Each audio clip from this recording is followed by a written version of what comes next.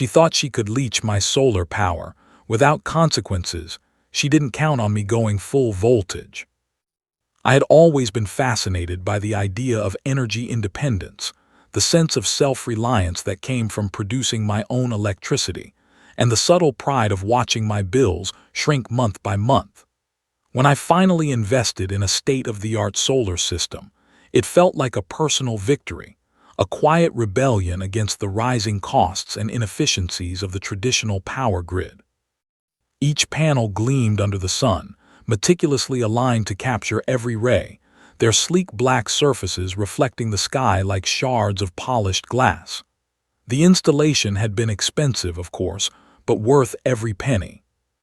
I would stand on the roof sometimes in the early morning, feeling the cool breeze, watching the faint hum of the inverters begin their daily work, the faint blinking of the LED indicators signaling life coursing through the wires, and I would think about how my little corner of the world was now powered by the sun itself, a miniature star feeding my home. It wasn't just about money. It was about control, autonomy, the quiet satisfaction of knowing that I could survive a blackout with minimal disruption. It was about pride. And then came Karen. She arrived one bright spring morning, rolling into the neighborhood in her brand new Tesla, the kind of car that gleamed in the sunlight as though daring the rest of us to look too long. The HOA seemed to treat her as some kind of royalty, and she carried herself with the entitlement of someone who believed rules applied to everyone but her. At first, I didn't pay her much attention. We had the occasional polite exchange at neighborhood meetings, nods and brief smiles.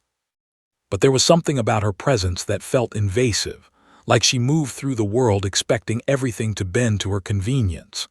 That subtle tension became concrete when I first noticed the flickers, the odd, brief dips in the energy production reported by my smart meter. At first, I chalked it up to normal anomalies, clouds drifting across the panels, neighbors running air conditioners, the usual fluctuations that any solar homeowner would expect. But over time, the pattern became impossible to ignore. The flickers coincided too precisely with the time she plugged her car in. My stomach would tighten each time I checked the monitor. It was unnerving, the way it jumped, the way my system's output seemed to be siphoned off invisibly, silently, like some ghost feeding off my investment. I began to document everything. Every spike, every drop, every instance when her Tesla's charging schedule matched a sudden increase in my consumption. I pulled up logs from the past months, tracing patterns with the obsessive focus of a detective piecing together a crime scene. It didn't take long before I was able to draw a clear, undeniable line connecting her actions to my losses. My initial disbelief morphed into rage. Someone had literally had the audacity to leech off my solar energy, to steal the very thing I had invested in and nurtured. And not quietly, either. It was bold, blatant. I imagined her in her garage, tapping a screen, blissfully unaware of the chaos she caused, or worse, fully aware and reveling in it. The audacity of it made my blood boil. It wasn't just about money or the wasted energy. It was the principle. I had worked to build something sustainable, something mine, something that required planning, thought, and commitment. And she, without a second thought, was exploiting it. I began to wonder how long this had been going on, how many kilowatts of my hard-earned electricity had powered her convenience, and how many months I had unknowingly subsidized her luxury. I even found myself imagining confrontations, imagining the words I would hurl if I caught her red-handed. But deep down, I knew that this required more than confrontation. It required strategy. A simple shouting match or HOA complaint would not suffice. She thrived on attention, on bending others to her will. She needed to be met on her own terms, exposed in a way that she couldn't simply charm her way out of. So I began preparing. I studied the inverter systems, the routing of the energy, the smart meter, the points where control could be asserted. I documented the times, the energy flows, the inefficiencies, building a map that, if interpreted correctly, would not just expose her, it would protect me. I started to imagine scenarios, contingency plans, the kind of carefully measured responses that would leave no room for her maneuvering. The house, once a peaceful sanctuary powered by the sun, became a laboratory of observation and strategy. Each day I watched her routine, noting the times she plugged in, the duration of her charging sessions, the way her car silently drew my energy as though it were entitled to it. My frustration, once passive, turned into a simmering determination. I would not be the victim in this story. I refused to be the silent provider for someone else's luxury, the invisible source for someone else's indulgence. As I plotted my response, I also reflected on the deeper implications. It wasn't just Karen. It was the principle of respect, of boundaries, of the agreements that allowed communities to function. If someone could simply steal energy, what did that mean for trust, for accountability? What did it mean when technology, designed to empower and liberate, could be exploited in such a selfish way? I realized that my battle was not only against a single individual. It was against the arrogance that believed one could take without consequence, the boldness that thought rules were suggestions, and the entitlement that ignored the labor, investment, and integrity of others. By the time the evening sun dipped below the horizon, casting long shadows across the rooftops, I was already several steps ahead in my mental plan. I had decided that observation alone was insufficient. I would need proof, undeniable proof that could not be dismissed. Cameras, logs, visual evidence of the theft in action, every tool I could marshal would be deployed. I wasn't just fighting for my electricity anymore. I was fighting for justice, for recognition of the invisible labor that kept my home running, for the principle that no one could simply assume entitlement to what I had earned. And as I sat back in my living room, watching the LED indicators blink rhythmically on the inverter, I felt a strange mixture of anger, determination, and excitement. The confrontation was coming, and this time it would not be passive, it would not be indirect, and it would leave no doubt as to who had the upper hand. Karen had made a grave miscalculation, and the moment of reckoning was fast approaching. I didn't react immediately. Reacting too soon, too loudly, would have only tipped her off, and I wasn't about to give Karen the satisfaction of knowing I had caught on to her sneaky little operation. Instead, I shifted into a mode of hyper-awareness, a state where every flicker on a screen, every electrical fluctuation, every small anomaly became a clue, a breadcrumb leading me toward the truth. I monitored everything, every amp, every volt, every surge, observing my system like a hawk watching prey in tall grass. The smart meter, once a simple part of my solar setup, became my primary weapon, its graphs revealing patterns she assumed were invisible. At first, the spikes were small, irregular, almost casual, as if she were testing the boundaries of her theft, seeing what she could get away with without raising suspicion. But as days passed, the spikes grew larger, more confident, more frequent, like she had become comfortable feeding off my system, assured that I was either too oblivious or too powerless to notice. What she didn't know was that I had turned my entire system into a digital fortress where every stolen watt left a footprint, and every unauthorized surge echoed through the logs like a confession. But monitoring the numbers was only the beginning. I needed visual proof, something undeniable, something she couldn't talk her way out of with her usual smug attitude and fake HOA authority. So I upgraded my security system, outfitting it with night vision cameras, motion-triggered recording, and automated uploads that saved everything directly to my encrypted cloud. These cameras didn't blink, didn't sleep, didn't get distracted. They saw everything.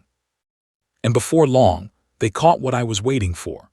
Late at night, when the neighborhood was quiet and the only sounds were the chirping of distant insects and the occasional barking dog, Karen would sneak out of her house. She moved with the exaggerated caution of someone who believed they were being stealthy but wasn't nearly as clever as they thought. The cameras captured her approaching the side of my house, her Tesla parked silently in her driveway like a metallic accomplice. She wore a hoodie pulled tight over her head, as if fabric could hide her intentions. She crouched beside the electrical box, glancing around in paranoid bursts before reaching inside and manipulating the wires with an unsettling familiarity. her fingers moving like someone who had done this more than once. Watching the footage later, I felt a cold spark of anger ignite in my chest. Not the noisy kind of anger that makes you shout, but the quiet, razor-sharp kind that sharpens intentions and focuses the mind. She thought she was smart. She thought she was invisible. She thought that because she moved at night, because she fiddled with wires in the dark, because she acted with the confidence of someone who thought HOA privilege equaled immunity, she could get away with it without ever leaving a trace. But technology never lies. Wires don't hide their story. Digital logs don't forget. And cameras, my cameras, captured every second of her midnight ramblings, every sneaky movement, every stolen kilowatt that she diverted into her precious Tesla as if my solar panels were her personal charging station. The more evidence I gathered, the more detailed the picture became. It wasn't just the occasional theft. She had built herself a routine, a system, a schedule. Almost every night at roughly the same time, she would creep outside, tamper with the connection, siphon the power she needed, and then pretend the next day like nothing had happened. The audacity would have been amusing if it wasn't so insulting. Every kilowatt she stole was logged, time-stamped, recorded and archived with a precision she never imagined possible. My system documented it all. The moment the draw began, the exact current flowing through the line, the unnatural spike in demand, the matching camera footage of her standing exactly where the unauthorized access occurred. Each piece of data connected perfectly, like gears locking into place in a machine built for one purpose, to expose her. And as I gathered more evidence, I began to feel an almost scientific detachment settle over me. My anger didn't fade, but it became refined, distilled into something more controlled, more intentional. I wasn't just reacting anymore. I was building a case, constructing a narrative of her behavior that would be undeniable when the time came to strike. The strangest part was how normal everything appeared on the surface. During the day, Karen walked around with her usual air of superiority, waving at neighbors she barely tolerated, lecturing people about HOA regulations she never actually followed herself, and bragging about her Tesla as if she had forged it with her own hands. She seemed so proud of her eco-friendly lifestyle, completely oblivious to the fact that the energy powering her self-proclaimed environmental virtue came from the very neighbor she condescended to. I watched her facade with growing amusement and disgust, realizing just how deeply she believed her own narrative.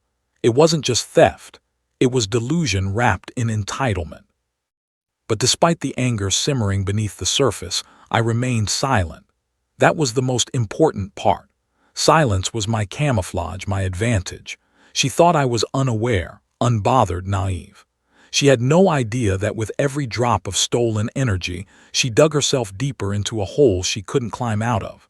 I let her believe the illusion because illusions make people careless, and careless people are easy to catch.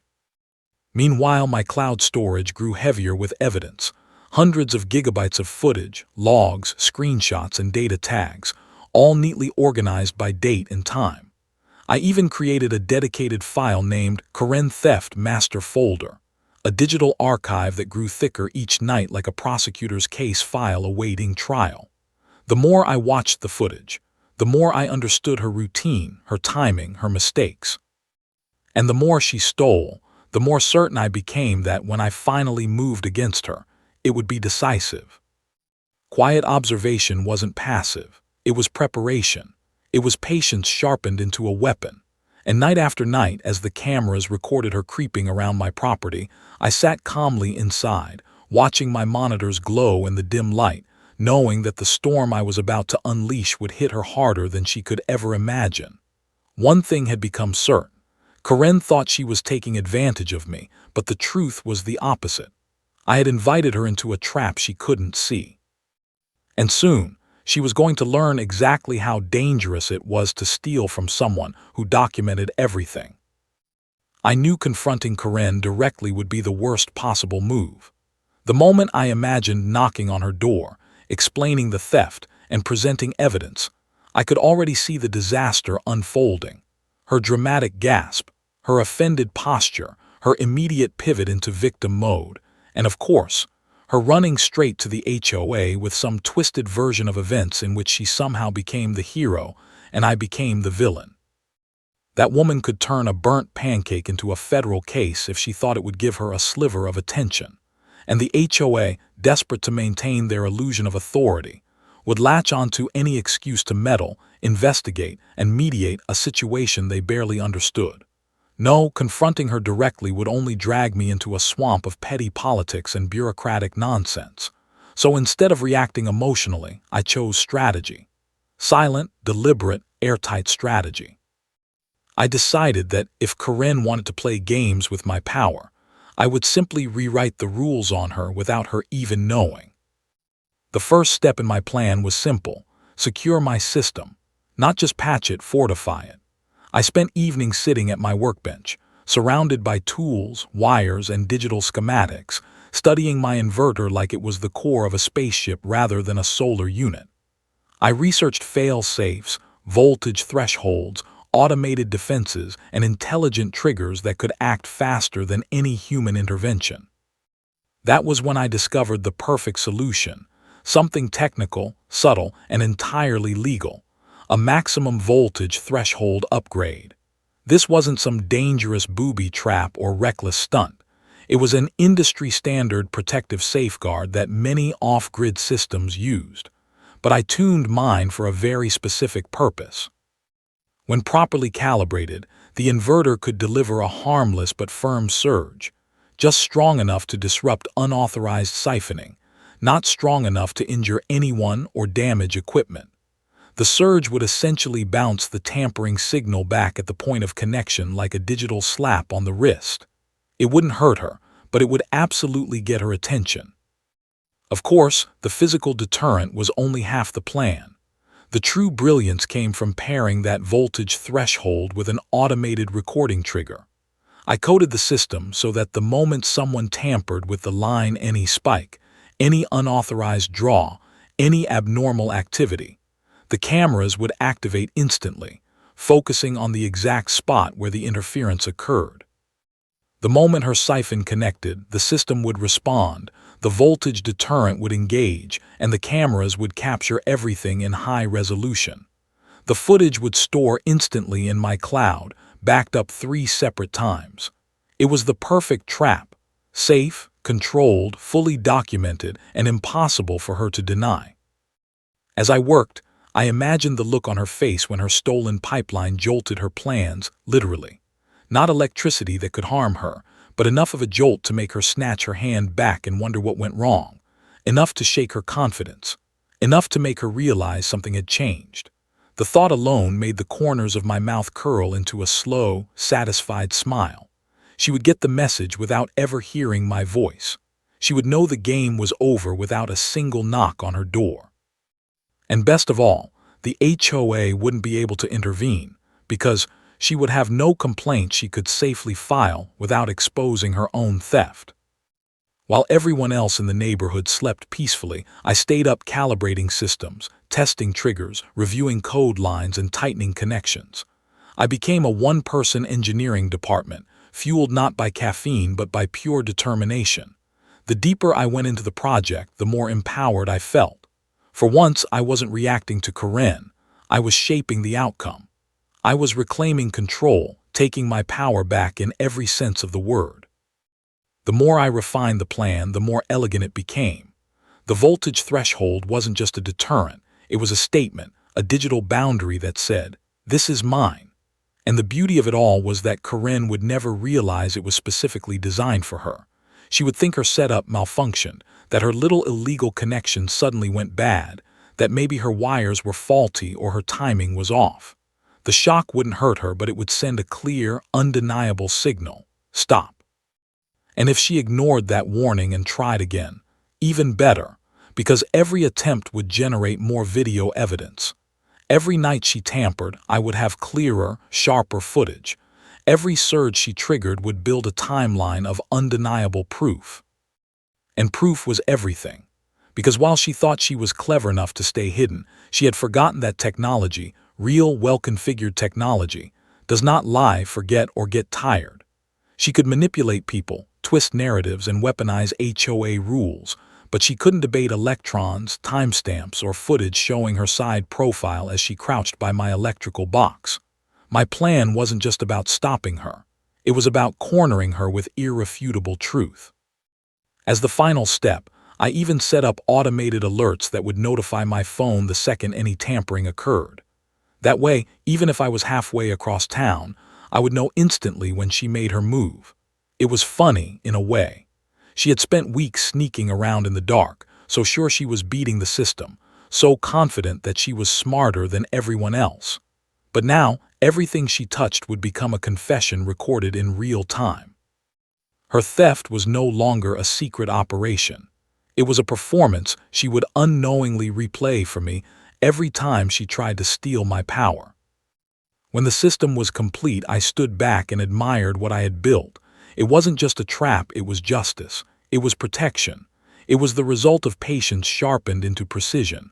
And for the first time since discovering the theft, I felt genuinely calm. The plan was solid. The trap was set. The system was armed and waiting. All that was left was for Corinne to try again. And she would. I knew she would. People like her didn't stop until reality forced them to. They didn't learn until consequences were undeniable. So I waited, knowing that the next time she crept toward my electrical box, the night wouldn't be silent. It would be recorded.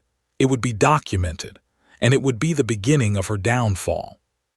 It happened on one of those bright, picture-perfect afternoons where the sunlight pours down in wide golden sheets and everything feels deceptively peaceful. The kind of day where you'd expect nothing out of the ordinary to happen at all. I was sitting comfortably on my porch, sipping a fresh cup of coffee, enjoying the warmth on my face, appreciating the quiet and almost, forgetting about the trap I'd spent weeks preparing. But then I heard the familiar hum of an electric vehicle approaching, that smooth, self-satisfied glide unique to Tesla engines. I didn't even need to look up to know who it was. Something in the air shifted, like the atmosphere itself recognized the approaching nuisance. Corinne, of course. With the same oblivious arrogance she carried everywhere she went, she turned the corner and rolled toward the shared charging spot, her sunglasses perched on her head like a crown she believed the entire neighborhood should bow to. She didn't hesitate or look around. She didn't even pretend to act discreetly this time. She simply parked, stepped out, and strutted to the hidden junction box as if she owned the entire electrical grid. I watched her from behind the rim of my coffee mug, marveling at her confidence, that unshakable entitlement that made her believe she had every right to steal from me in broad daylight. No hoodie this time, no late-night sneaking, just pure boldness. She flipped open the box with a practiced flick of her hand, revealing the wires she had come to think of as her personal fuel supply. She grabbed the cable with the same smug certainty she always carried, slid it into place, and connected it to her Tesla's charge port without a second thought. For a brief moment, I actually appreciated her timing. She had no idea she was walking straight into the perfect demonstration of everything I had set up. And as soon as the connection was made, the system reacted instantly, faster than the human eye could blink. My upgraded inverter detected the unauthorized draw, recognized the siphoning attempt, and activated the voltage threshold in less than a millisecond. It was almost satisfying to see the trap spring to life after all the careful planning, coding, and wiring I had poured into it. The maximum voltage trigger kicked in smoothly, flawlessly, sending the calibrated surge back down the line. Not enough to harm a human, not enough to damage equipment, but absolutely enough to ruin her attempt and jolt her confidence. The diversion mechanism activated, redirecting the flow away from her illegal connection and forcing her Tesla's charging sequence to fail before it even started. A loud clicking sound echoed from the junction box, followed by a soft electrical snap that made her jump backward like she had just touched a live wire. Her expression was priceless, a perfect blend of shock, confusion, and insulted disbelief, like reality had finally dared to inconvenience her. She stared at the box, eyes wide, mouth slightly open, as if she couldn't comprehend how her flawless little routine had suddenly betrayed her. She tapped her Tesla's screen, watching the charging error flash repeatedly. She unplugged, plugged back in, unplugged again, tapped the car, kicked the ground, muttered something under her breath. The system responded each time with the same surgical precision, instantly diverting, instantly rejecting her unauthorized draw, refusing her attempts like a wall she could no longer scale. My cameras captured every second, every twitch of frustration, every frantic attempt she made to get the power flowing again. The footage zoomed automatically as she leaned closer, her face contorting into a cocktail of irritation and disbelief. She tried everything, wiggling wires, repositioning the cable, tapping on the junction box like it might magically start cooperating if she knocked the right way. But each time she touched it, the trigger fired again, sending another harmless jolt through the connection, making her snatch her hand back with increasing annoyance. She glanced around at one point, clearly hoping no one had seen her little meltdown, but she didn't know my cameras were recording from angles she couldn't even imagine. She wiped her forehead, her confidence visibly cracking as she realized something had changed, something she didn't understand, something she couldn't control. She even pulled out her phone at one point, checking for Tesla system errors, searching for explanations, desperately trying to justify what was happening in any way except the truth, that she had been caught. And then, the moment of pure gold. She stepped back, hands on her hips, glaring at the junction box as if it had personally betrayed her, as if it had violated some unspoken agreement they had shared. For a few long seconds, she just stood there, trying to figure out whether she should try again or cut her losses. But the last mini surge apparently convinced her. She pulled the cable out with a frustrated jerk, muttered loudly enough that even without audio I could tell she was cursing, and retreated toward her car with a mix of humiliation and rage twisting her features. She climbed inside, slammed the door harder than necessary, and sat there, gripping the steering wheel like she wanted to strangle it. Finally, with a defeated huff visible even through the windshield, she reversed, pulled away, and sped off in a manner not at all environmentally friendly. What she didn't know was that this disaster of hers, this hilariously failed theft, was now preserved forever. My cameras had caught every angle, her approach, her connection, her shock, her confusion, her frantic fiddling, and finally her retreat. My system logs aligned perfectly with the footage. The exact moment the unauthorized draw was detected, the activation of the voltage threshold, the diversion sequence, and the shutdown of her charging attempt. Every second was time-stamped, archived, and uploaded. I watched it all on my monitor later, sipping the same cup of coffee, feeling an immense wave of satisfaction wash over me. Because this wasn't just a victory, it was proof. Proof that the trap worked. Proof that she had been stealing. Proof that she could no longer touch my system without consequences. And as the sun continued shining innocently on the quiet neighborhood, I leaned back in my chair, knowing one thing with absolute certainty. Karen had finally realized the game had changed, but she had no idea that this was only the beginning of what I had planned. With the video in hand and my system logs organized like a prosecutor's dream exhibit, I approached the HOA board with the calm confidence of someone who had already won before stepping into the room. The meeting was held in the community clubhouse, a place where artificial politeness usually clung to the air like stale perfume. But today the atmosphere was unusually tense, almost electric, as if the walls themselves anticipated the storm about to unfold. I walked in carrying my laptop under my arm, not in a dramatic way, but with a quiet certainty that made several board members glance up in curiosity. They were used to complaints about lawn heights, fence colors, and mailbox designs, not digital evidence of electrical theft. Karen was already there, sitting with her arms crossed, her expression arranged into a mixture of boredom and self-righteous annoyance. She didn't know exactly why she had been called, but she clearly suspected it had something to do with me, and the flicker of irritation in her eyes when I entered confirmed it. She lifted her chin in that signature, "I am the HOA" posture, but even that facade failed to rattle me. The board president, a man who usually tried too hard to look impartial, cleared his throat and asked me to explain my concerns. I didn't waste time with dramatic buildup. I simply placed my laptop on the table, connected it to the display screen, and opened the folder that had become my digital masterpiece. Karen Theft Master Evidence. I clicked on the first recording, and the moment the footage lit up the screen, the room shifted. The board members leaned in, their expressions morphing from mild curiosity to disbelief. The video showed Karen's late-night visits to the electrical box, her hoodie pulled tight, her hands working with the wires, the timestamp glowing in the corner like a silent witness. Then came the daytime footage, the golden afternoon when she confidently plugged her Tesla into the hidden junction, only to be met with the system's voltage deterrent. Her shocked recoil, her panicked fiddling, her frustration. It played like a short documentary titled The Anatomy of Entitlement. The room was silent except for the faint hum of the projector. Even the board members who usually pretended neutrality couldn't hide their reactions. One woman gasped softly. Another muttered, "Oh my God." The treasurer, who prided himself on understanding electrical systems, leaned closer and whispered something about clear tampering and violation of safety codes.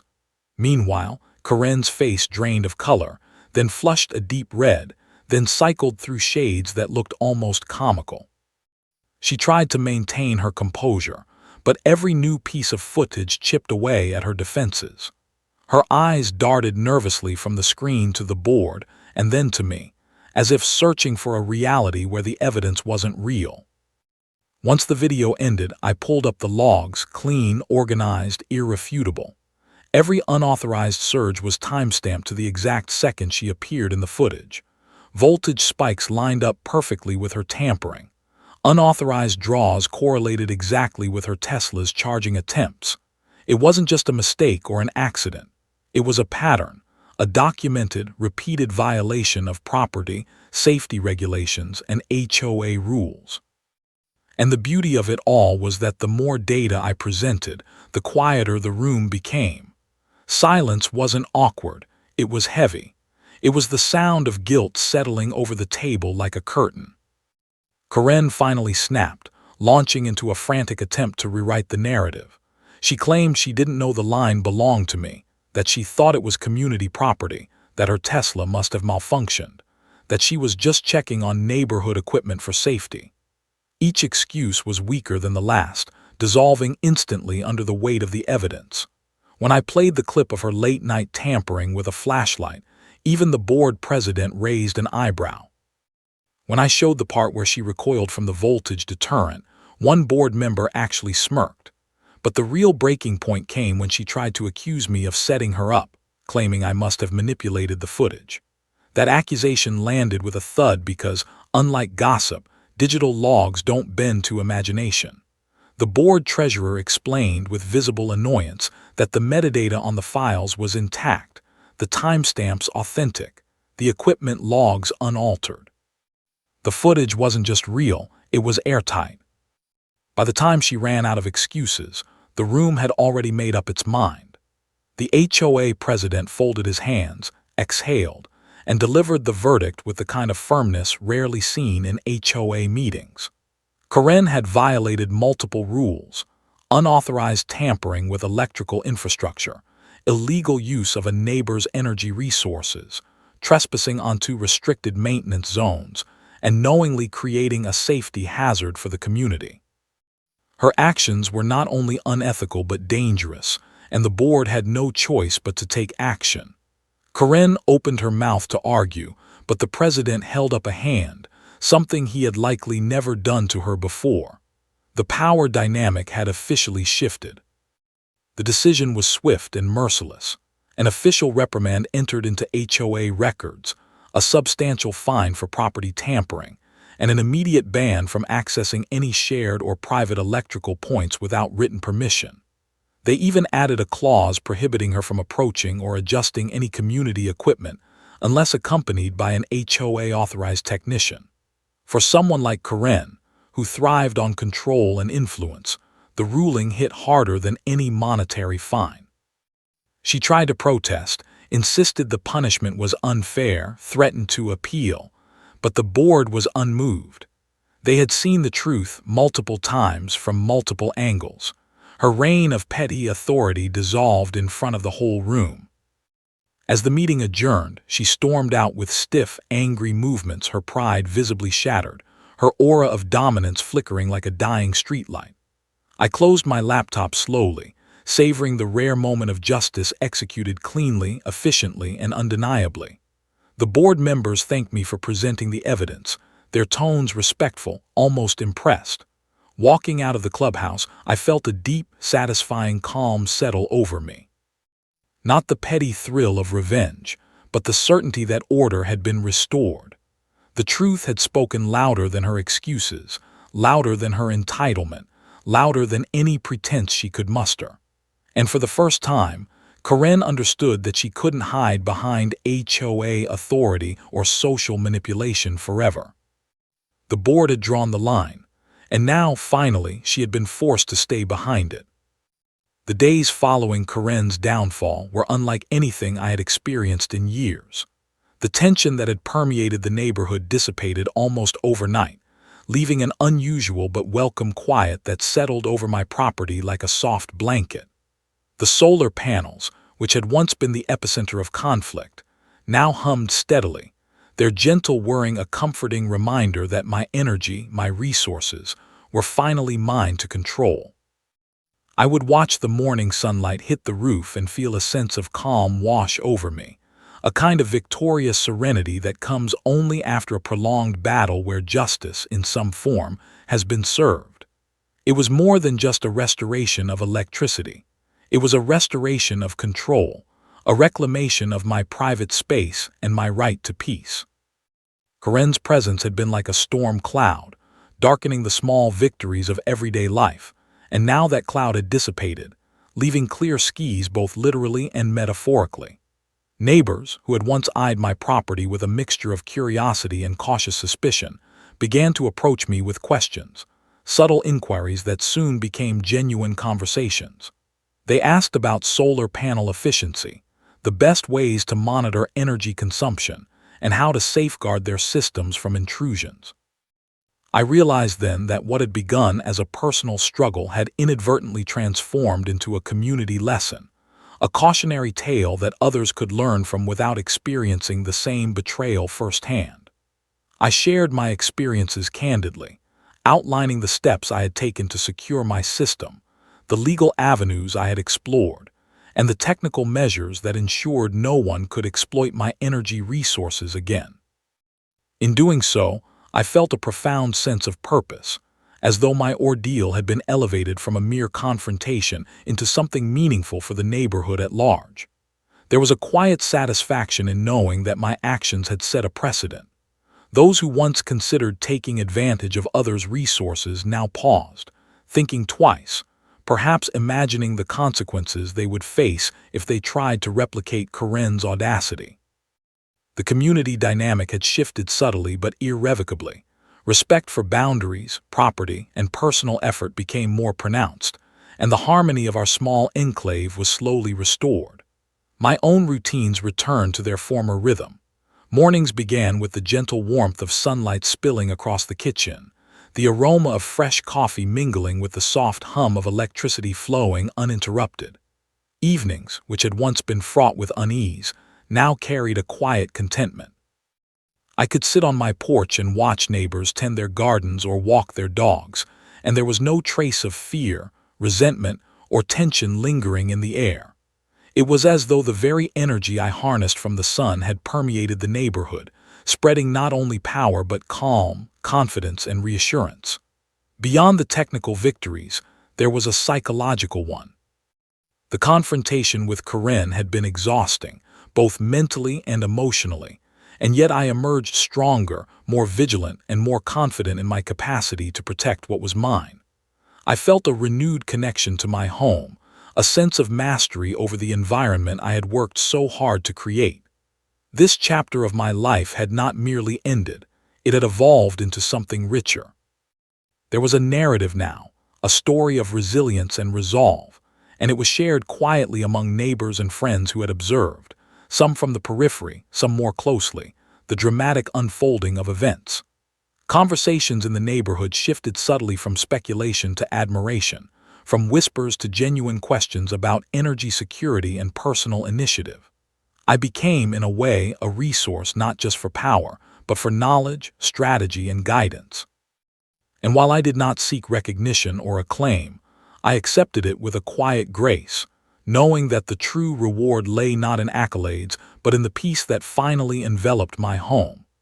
I experimented with optimizing my energy consumption, analyzing patterns and exploring ways to improve efficiency, and each small success reinforced the sense that this victory was complete. Karen's attempts to disrupt my life now seemed almost surreal, a distant memory from which I could draw lessons rather than frustration. I realized that the battle had been as much internal as external, teaching me patience, resilience, and the importance of foresight. I watched as other residents began to implement similar safeguards, inspired not only by the events themselves, but by the careful and deliberate measures I had shared. There was an unspoken solidarity forming, a subtle bond of shared vigilance and respect for personal resources. The neighborhood, once prone to petty disputes and passive aggression, now carried an air of quiet cooperation and attentiveness. I reveled in the irony that the very confrontation which had caused disruption had, in the end, strengthened the community and reinforced boundaries in a way that casual interactions never could. In my home, I could finally breathe freely. The daily operations of life proceeded smoothly, uninterrupted, and I found joy in small things. The reliable hum of solar panels, the warm sunlight streaming through windows, and the comforting knowledge that my hard work was safe from exploitation. I reflected on the lessons learned, cataloging them mentally for the future, knowing that while peace had been restored, vigilance was a continuous commitment. Yet there was no bitterness, only clarity and resolve. My neighbors, some shy and cautious, began approaching me not only with questions about solar energy, but about strategies for maintaining personal security, safeguarding property, and navigating community regulations. I offered guidance generously, seeing in their curiosity a reflection of my own journey, a progression from vulnerability to empowerment. There was a sense of pride, quiet but enduring, in knowing that my struggle had become a blueprint, a guide for others seeking to protect their own domains. The days melded into weeks, each one reinforcing the tranquility that had returned. The sun rose and fell with dependable rhythm, the solar panels absorbing energy and sustaining life seamlessly, and I reveled in the normalcy that had once seemed impossible to attain. I occasionally glanced at the spaces where confrontation had occurred, the subtle reminders of past tension now transformed into symbols of resilience. Every corner of my property felt charged with a sense of accomplishment, the kind that comes only from facing a challenge head-on and emerging not just unscathed but stronger. I recognized that the events with Karen had shifted me, subtly yet irrevocably.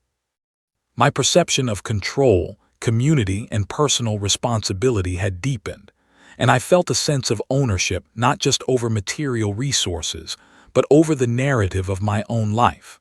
The lessons, the triumphs, and the restored calm created a foundation for future endeavors, a mental and emotional blueprint that I could draw upon whenever challenges arose.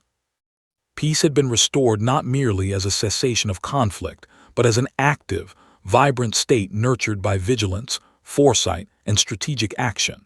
My home, my energy, and my community had returned to balance, and in that balance lay both satisfaction and purpose. I felt an enduring sense of empowerment, an awareness that the boundaries I had established were both respected and reinforced. Neighbors continued to observe, learn, and implement protective measures, slowly cultivating a culture of mutual respect and accountability. What had once been a battleground for personal disputes was now a microcosm of empowerment and resilience. As the sun set each evening, casting long shadows across the neighborhood, I would sit quietly and reflect on the journey. From confrontation to resolution, from disruption to stability, the path had been arduous yet illuminating. Corinne's absence was not merely a physical void. It represented the triumph of preparedness, vigilance, and moral certainty. The hum of the solar panels became more than background noise. It was a reminder that peace, when actively maintained, is both powerful and enduring. And so, life moved forward, steady, calm, and uninterrupted, marked by a sense of quiet victory that would endure far longer than any temporary conflict. In that restored peace, I found not only satisfaction but a deeper understanding of community, security, and the quiet, steady power of taking control of one's own domain. In the end, the neighborhood, my home, and I had emerged transformed, not merely free from interference, but elevated by the lessons learned, ready to face the future with calm confidence and unwavering resolve. The aftermath of the confrontation with Corinne lingered longer than I expected, not in chaos but in clarity. Once she finally moved her Tesla to her own energy source, a sense of finality settled over the neighborhood, a quiet acknowledgement that the struggle for control, respect, and personal boundaries had reached its natural conclusion. Watching her drive away with her car powered independently, I felt no satisfaction in spite or vengeance. Rather, I felt an unexpected weight lift, a burden of constant vigilance momentarily eased. It was in these quiet moments, observing the seemingly mundane flow of daily life resume, that I realized the deeper truths behind the ordeal. Technology alone had not been my savior. The panels, the energy monitoring systems, the backup protocols, these were all tools, important but inert without the human element of foresight, strategy, and readiness to act decisively. Protecting one's power in a world so interconnected, so dependent on shared resources, required more than equipment. It required mindset. It required an understanding that threats could emerge from the most ordinary places, from neighbors, colleagues, even friends, who might see opportunity where boundaries were weakest. I revisited every detail of my defense, the way I had monitored the grid, the steps I had taken to trace the unauthorized draw, the calculated decision to escalate my system to maximum capacity to document her intrusion. Each action, once driven by urgency and instinct, now revealed itself as part of a larger strategy, a blueprint of preparedness that transcended the immediate conflict. The experience taught me patience as well. In the initial stages, frustration had clouded my judgment. I had reacted emotionally, worrying about confrontation, about retaliation, about the social implications of exposing a neighbor's wrongdoing. Yet as the situation unfolded, I saw the power of calm observation, the strength in careful calculation before action. The lesson was clear. Vigilance was not aggression. Strategy was not hostility. They were necessary armor in a world where energy, privacy, and personal security could be challenged in the most subtle, insidious ways. I began refining my system even further, not out of paranoia but out of understanding. I upgraded security protocols, implemented advanced monitoring tools, and even added redundant safeguards to ensure that no unauthorized draw could ever go undetected again.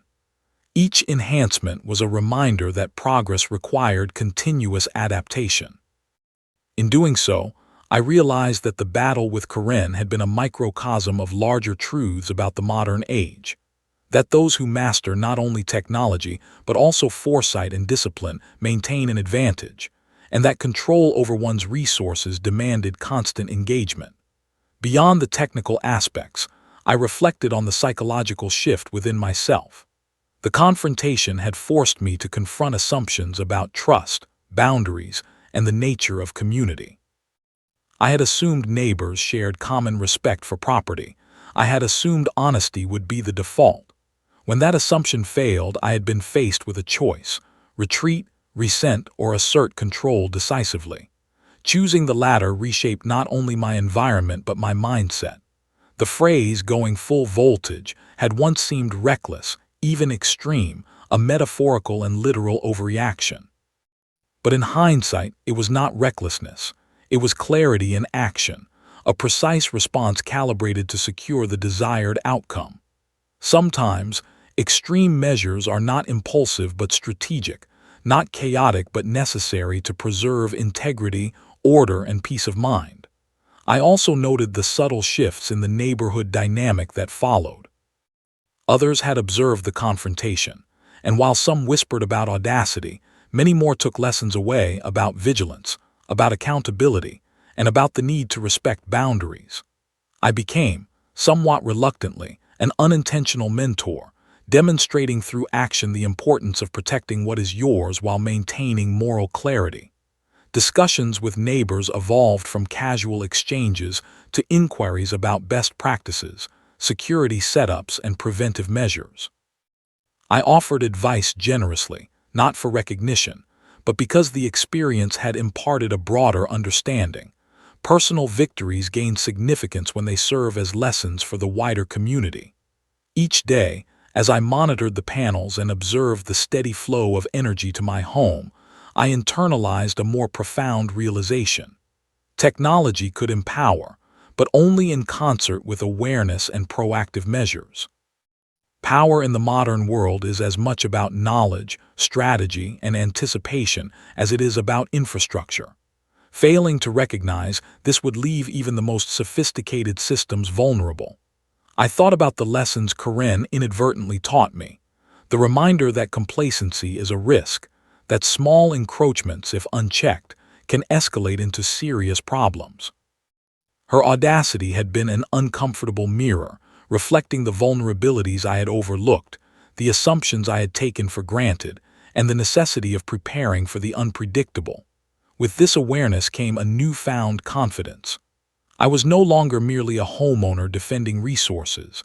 I was a strategist, a careful observer of patterns, a participant in the subtle art of safeguarding assets. I understood that vigilance was not a burden but a skill, a discipline that could be honed, shared, and leveraged for long-term stability. The neighborhood, now quieter and more respectful, reflected the change subtly yet undeniably.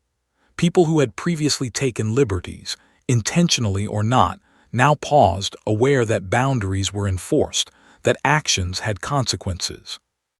Karen's move was more than the removal of a physical presence. It symbolized the effectiveness of foresight, preparation, and decisive action. And yet, this chapter of learning extended beyond the immediate incident. It seeped into my approach to other areas of life: finances, personal projects, even interpersonal interactions. The lesson was universal: protect what is valuable, anticipate challenges, and be willing to act decisively when circumstances demand. Sometimes, what appears extreme is merely the natural response to complexity, and hesitation or inaction is the true risk. Reflecting on the entire ordeal, I recognized that my growth was inseparable from the challenge. Karen had forced me to confront not only a practical problem, but also my own limitations, assumptions, and readiness to act under pressure. The experience distilled into a singular truth: control, security, and resilience are active, not passive, states. And so, as I observed my fully secured solar panels humming steadily under the sun, providing energy efficiently, I felt a quiet but profound sense of mastery. The neighborhood continued its rhythms, the air lighter, the social dynamics subtly adjusted, and I felt at peace with the knowledge that preparedness had ensured not only my own stability, but also a model for others to emulate. I would remain vigilant always, but with a sense of confidence born from direct experience.